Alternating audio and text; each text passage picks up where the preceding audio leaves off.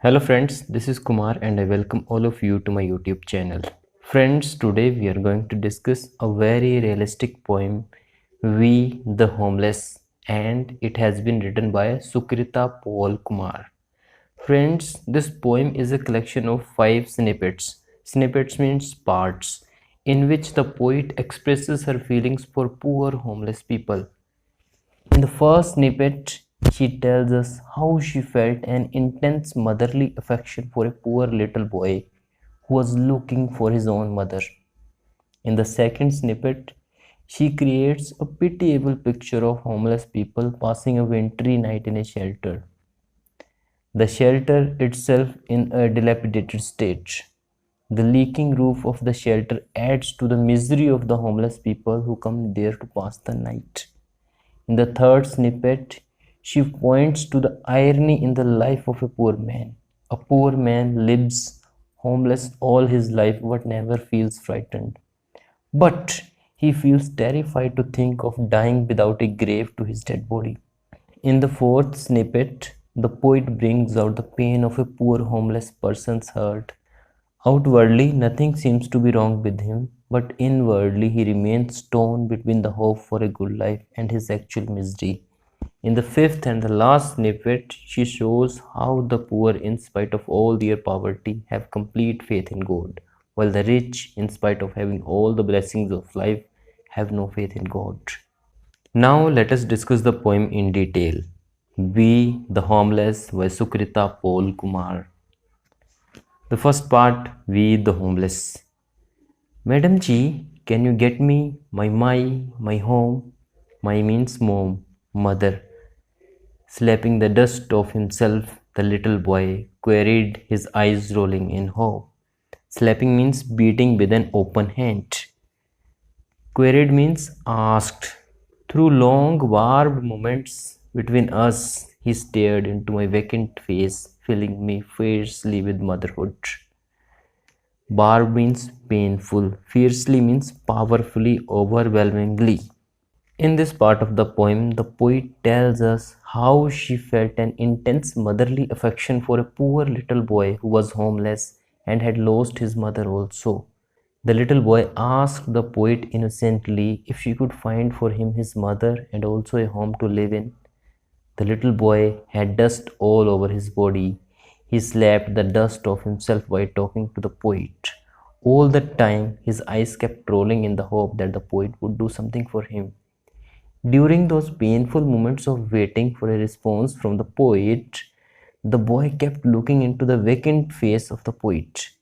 The poet calls her face vacant, perhaps because she didn't know how to respond to the little boy's query. However, she says she felt a deep motherly affection for the little boy. We the Homeless Part 2. When damp blankets and leaking roofs provide shelter to the homeless, wealthy sinners sleep in great comfort. Damp means slightly wet. Provide means give. Here, the poet creates a pitiable picture of homeless people passing a wintry night in a shelter. The shelter itself in a dilapidated state. The leaking roof of the shelter adds to the misery of the homeless people who have come there to pass the night. The rainwater leaking through the roof soaks their blankets. Thus, the shelter, instead of providing any relief from the cold night, adds to their misery. The poet contrasts the sad plight of the poor homeless people with the warmth and comfort in which the wealthy people pass their night. The poet calls the rich sinners, since they are insensitive to the misery of poor homeless people who have nowhere to spend the cold wintry nights. We the Homeless Part 3. Not scared of living homeless, the sick man lay terrified of dying without a home. Scared means frightened, terrified means very frightened. Here, the poet points to the irony in the life of a poor man. A poor man lives homeless all his life but never feels frightened. But when he falls ill, he remains terrified lest he should die without a home. The irony and pathos in these lines becomes clear when we realize what the poor man is really terrified about. He is terrified that if he dies homeless somewhere on the roadside, he might not even get any place for his burial. A poor man can bear to be homeless all his life, but he feels terrified to think that there won't even a grave for him after his death. We the Homeless Part 4. The sun shines on his yellow shirt and butterflies fly out of his eyes till he opens his heart to show the reptiles gnawing at his insides. Reptiles are the creatures that crawl or creep. Gnawing means biting with the teeth many a time. Here, the poet tries to bring out the pain of a poor homeless person's heart. Outwardly, nothing seems to be wrong with him.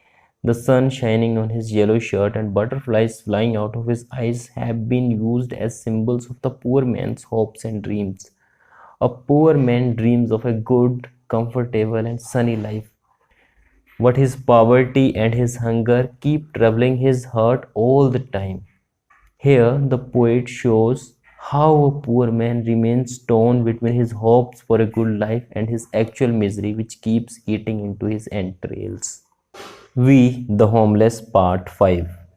Said the rickshaw puller, the one with gaping wound on his calf. Gaping wound means a big open wound. Calf is the back part of the leg between the ankle and the knee. No need for the doctor. This happens so many times, Madam G, and Allah heals it very fast. With feline alacrity, my hand moved to cover my bandaged finger, marking my faithlessness. Feline means like that of a cat. Alacrity means swiftness, teji se. Faithlessness means not having faith in God. Here the poet shows how the poor, in spite of their poverty, have all the faith in God, while the rich, in spite of having been blessed with all the comforts of life, have no faith in God. Once the poet, while riding a rickshaw, sees a big open wound on the rickshaw puller's calf. She asks the rickshaw puller why he hasn't got his wound dressed. The poor rickshaw puller says that he gets such wounds many a time and he doesn't worry about them. He says that Allah heals his wound very fast whenever he gets one.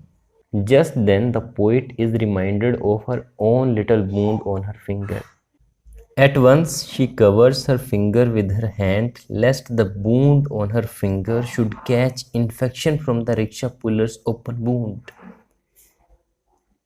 Thus, while the rickshaw puller has all the faith that Allah would heal his big open wound, the poet seems totally faithless.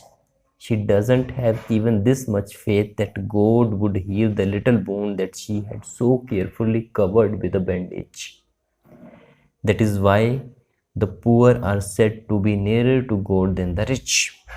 Here, our present poem, We the Homeless by Sukrita Paul Kumar, finally ends. I hope you understand the poem very well, and still if you have any doubts, ask me in the comment section and I will try to answer your question. This much all in this lectures. Stay tuned for further lectures and thank you very much for joining us. Please do like, share and comment on the video if you feel that we are doing something good. If you feel that we are giving you something different from others, then please like, share and comment on the video, and please subscribe the channel to motivate us. Thank you very much for joining.